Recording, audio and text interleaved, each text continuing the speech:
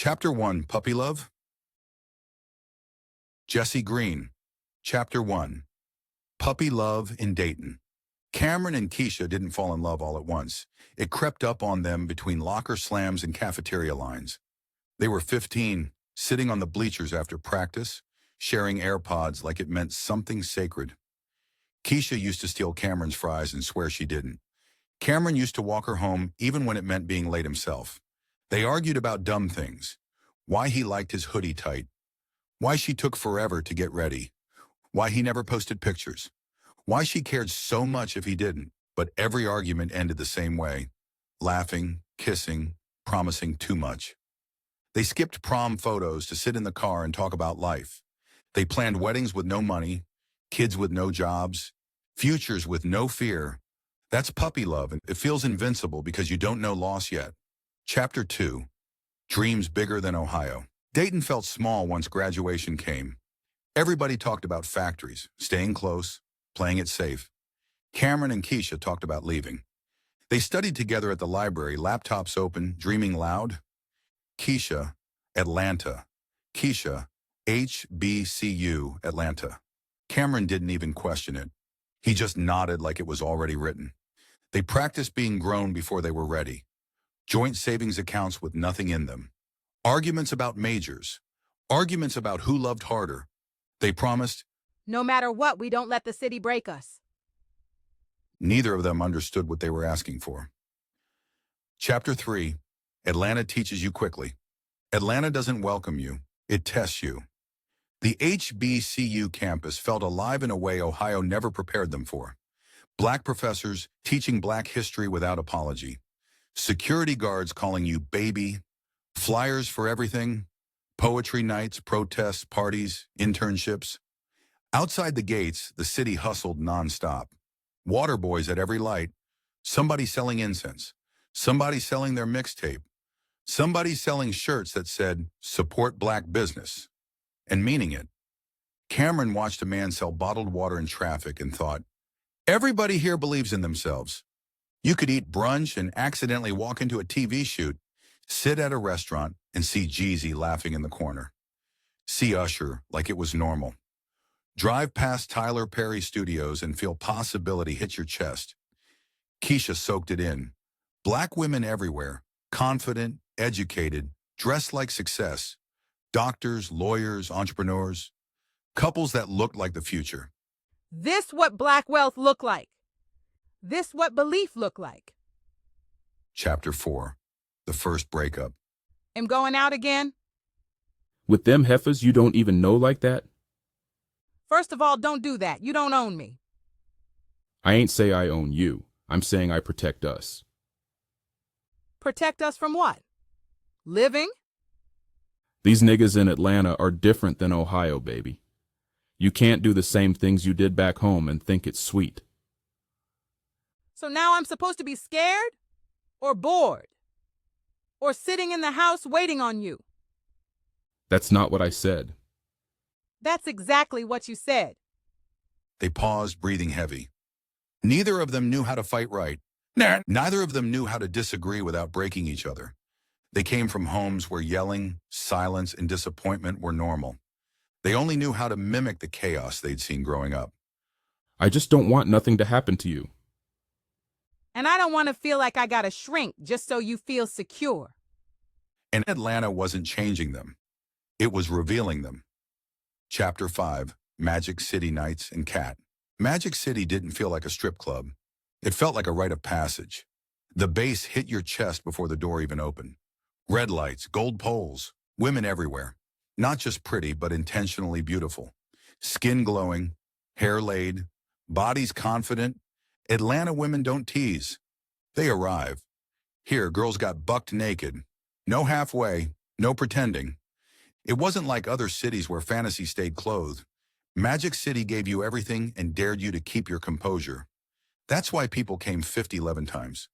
Not because they were lonely, because temptation lived here openly. Cameron had seen hundreds of women dance. Perfect bodies, dangerous smiles. But Kat stood out because she wasn't trying. She moved slow, controlled. Chocolate skin that caught the light just right. locks swinging down her back like they knew her rhythm better than she did. Her beauty wasn't loud. It was grown. When their eyes met, something settled. And when Cameron finally spoke to her, the world outside didn't exist. Chapter 6. The night that changed everything. Later, away from the noise, hands lingered. Breath slowed. The city faded. Their kiss wasn't rushed. It was hungry and careful. Two lonely people choosing each other for the night. Clothes fell to the floor without announcement. Skin met skin. Time softened. What happened between them didn't need witnesses. Only memory. Chapter 7. Kat was never supposed to stay. People always got Kat wrong. They saw the heels, the pole, the money. They never saw the textbooks in her trunk, the flashcards folded into her purse, the acceptance letters taped to her mirror. Kat was working towards psychiatry, mind over madness, healing people nobody else listened to. Dancing was never the dream. It was the bridge. This is temporary. She told herself every night. Men tried to save her. Others tried to own her. Most underestimated her. Cameron didn't. He listened. That's why she let him close. Love wasn't on her schedule, but neither was dying young. And still, she loved like tomorrow wasn't promised. Chapter 8. The Return to Keisha. Cameron and Keisha found their way back to each other slowly. Not with apologies, with honesty. They ran into each other on campus. A look held too long. A conversation that went deeper than planned. I still love you. I never stopped. They talked about boundaries, about growing, about not losing each other again. Then Cameron did the hardest thing he'd done in Atlanta. I was with someone else She said. when we were broken up. Keisha didn't yell. She just stared. How long? A little while. And you loved her? No, he said quickly, then paused. But she mattered. That hurt more than lying would have. Chapter 9. I'm going to end it. They argued, cried, sat in silence. If we're going to do this again, there can't be ghosts. I'll talk to her tonight. Keisha nodded, but her voice shook. Do it right. Don't play with her feelings. Cameron meant it. He didn't want Kat hurt. He didn't want Keisha lost. He didn't want to be this man, juggling consequences. But Atlanta doesn't care about intention, only outcome. Chapter 10. The argument that should have been the last one. Cameron met Kat outside her apartment. She already knew something was wrong. You got that voice. The one where you trying to be gentle. I need to be honest. Laughs once, sharp. Honest now? I went back to her. I can't keep doing this. Kat's face didn't crumble. It hardened. So what was I? A phase? You were real. But this can't continue. You don't get to undo me like that. I'm not trying to erase you. But you are. You get to walk away clean. I don't. Their voices rose, not screaming, raw. I would have died for you. Do you understand that? Don't say that. I mean it. Chapter 11. The moment that changed everything. Blue lights cut through the dark. An officer pulled up fast. Too fast. He saw movement, heard raised voices, didn't hear context. Step back. Hands up. We're just talking. He don't need to explain nothing to you. The officer's hand tightened. Fear met authority. Authority won. The gun came up. Time slowed. Cameron took a step. Kat moved faster. The sound wasn't loud, just final. She fell in front of him. Silence swallowed the street. Atlanta didn't look the same after that. Neither did Cameron. Chapter 12. The streets are quieter. The city that never slept felt hollow. Cameron walked past Magic City and felt nothing. No bass, no lights. Just a memory of her laughter, of her warmth, of the way she made him feel like he could breathe in a world that tried to suffocate him. He didn't cry in public. He didn't want people to see the hollow look he carried. Chapter 13. Keisha holds on. Keisha didn't leave. Even when she saw the hollow Cameron, the grief that made him stare at walls for hours, she stayed. You're hurting. I can see it. I don't want to hurt you. You already do, by being human, by surviving this. They sat in silence, letting the night wrap around them. No words, just understanding. Chapter 14, The Weight of Guilt. Every day, Cameron felt the weight of what happened with Kat. He couldn't go to the streets. He couldn't pass by Magic City. He replayed the argument, her words, her warning, Kat's voice in memory. I would have died for you. He blamed himself, every choice, every step. And yet, he survived. She didn't. Chapter 15, Life Moves Forward, Atlanta in Motion. Life didn't stop for grief. Atlanta didn't pause for him. Water boys hustled on street corners. Rappers filmed videos outside restaurants. Jeezy and Usher showed up at the same soul food spot. Street musicians sold CDs and T-shirts to tourists. HBCU students walked briskly between classes, books in hand, dreams in their eyes. Fraternities and sororities threw parties that shook the block. Cameron watched and remembered. Black excellence existed everywhere. Doctors, lawyers, creatives, all striving, all surviving. Chapter 16, New Life. Keisha found out she was pregnant. Cameron didn't know how to feel. Joy, relief, fear. Fear hit first, because his father was a deadbeat, because he knew what it was like to grow up missing guidance, love, and responsibility, because he didn't want to repeat that cycle. When she told him, she did it quietly in the kitchen. No one else knows. Are we ready for this? We'll be ready. We have to be. He exhaled slowly. He had been scared before, but looking at her, he realized he could choose a different path.